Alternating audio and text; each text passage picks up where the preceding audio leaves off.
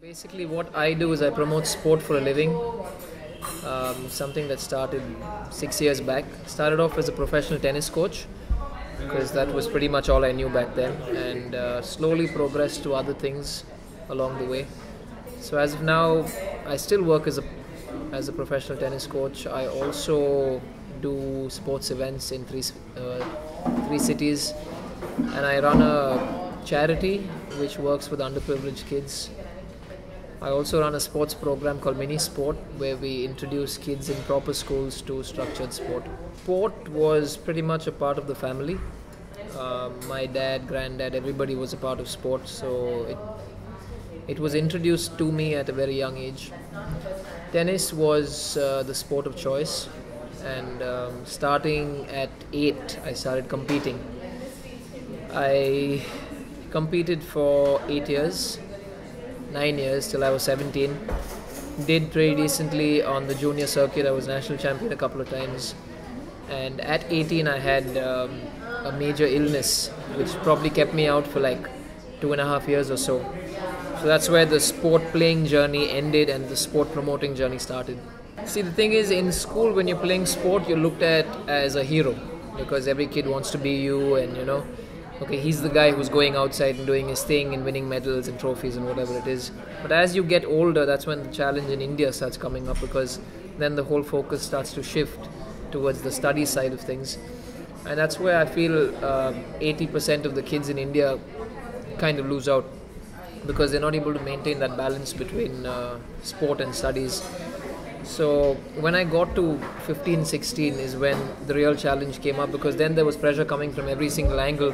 You need to study, you need to play sport, you need to train, you need to go to the gym, you need to swim, you need to stretch, and you need to compete, you need to travel.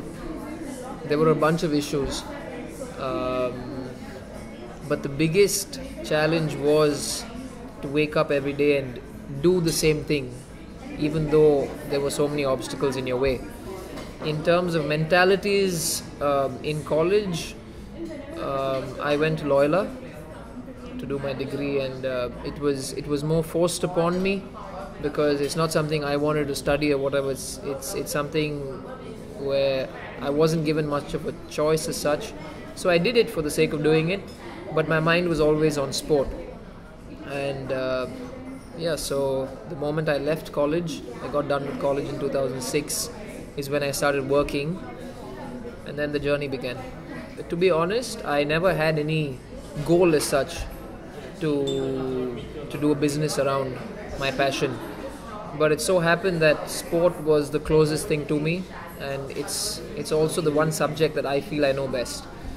And if I have to promote sport, I can wake up every day feeling happy that I'm doing something I like to do.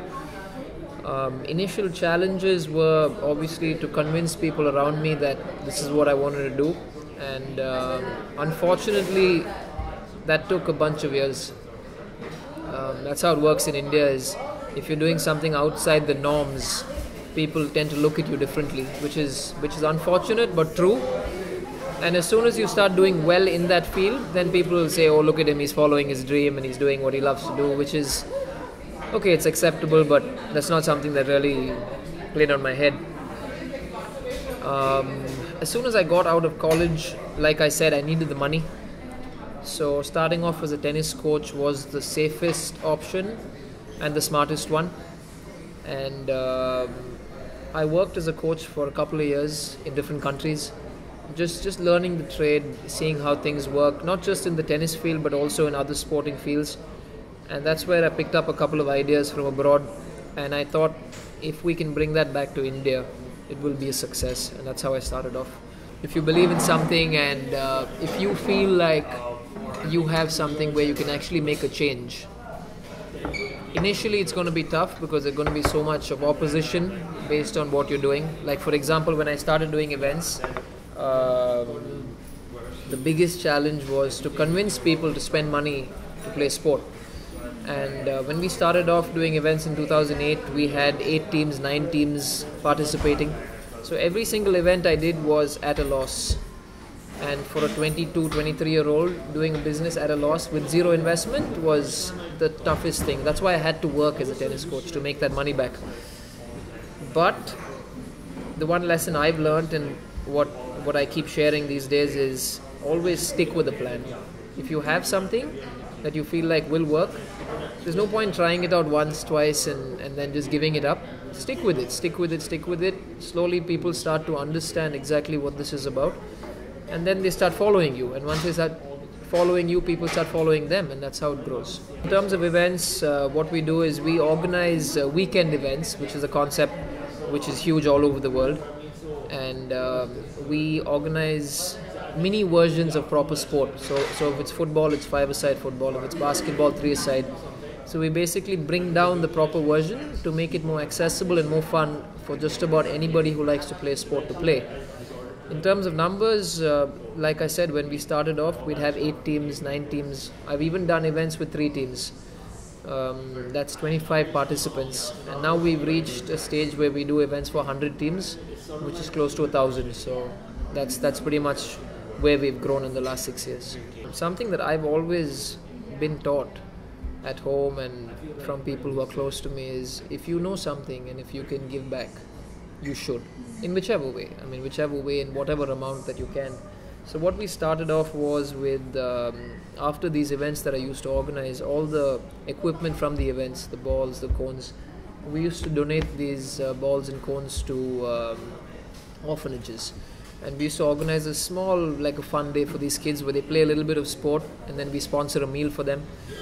And how the idea of Life is a Ball came up was just with one ball, the kind of interest and the kind of passion that these kids showed just through that one ball. I thought, why not make it a little bit more structured, where we actually send coaches into these places with equipment to give these kids a little bit more through sport. Because like you know, I feel sport teaches you so many values that normal life doesn't. Again, this is what I personally believe.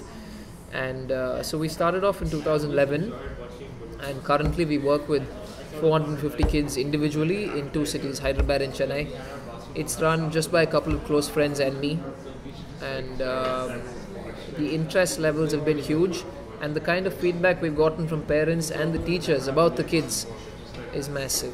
Now the kids want to go to school because they have something to look forward to. Before, it was just go, study, come back. Then you find the dropout rate also being so much more. So I feel like we're actually adding to different areas through this program.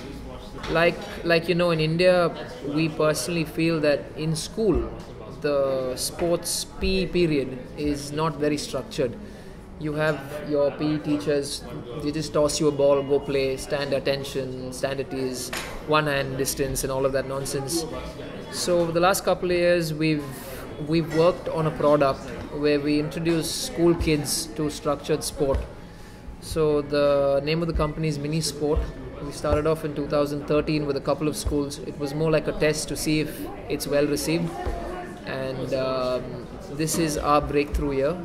So as of now, we're working with 30,000 kids in 5 cities all over the south of India. Like you know, I think cricket has been the most dominant sport in this country for the last maybe 25-30 years, ever since India won the World Cup in '83. But what I personally feel where we can change this is, again, television is playing a huge role. Social media is as well.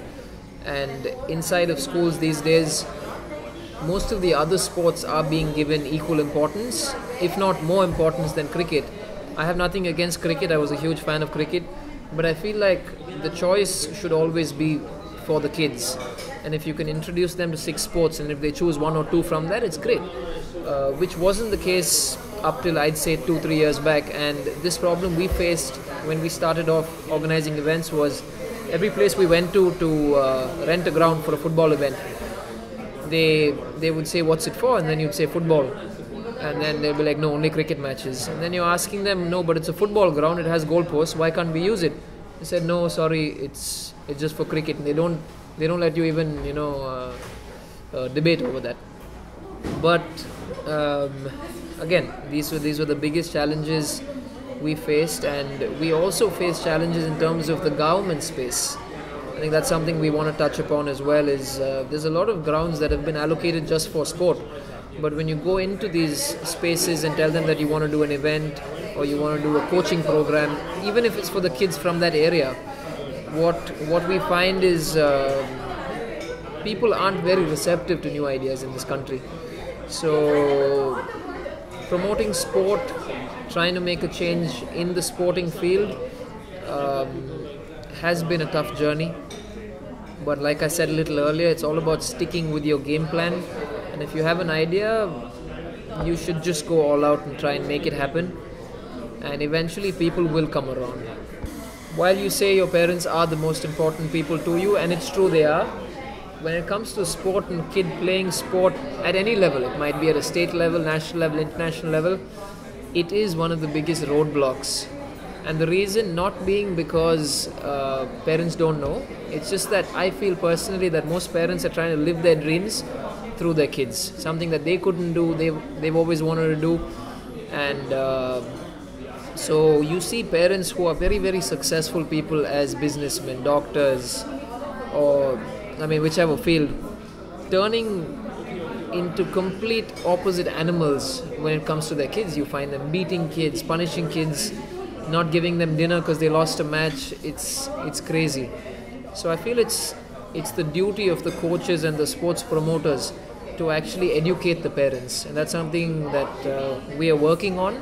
We've already started classes where we sit down with the parents and we counsel them, basically telling them that this is what is best for your kids and this is what is being done all over the world. So if you want your kid to do well in sport, and if you want your kid to actually grow with sport, which is the idea, this is how you want to bring them up. Again, there's strong opposition where parents come up and say, you don't teach us how to, raise our kids, and what do you know about being a parent, which is understandable, but I do know what it is to become a player. And it's all about creating a good environment for the kid, because a sports playing kid starts working at a very young age. It's like work. You wake up every morning, you go do something, you have to go to the gym, you have to compete, there's a lot of pressure on you, peer pressure, so many things. On top of that, if the parents are going to add this on your head, it just becomes unbearable. So yes, educating the parents is one of the most crucial areas to developing sport in this country.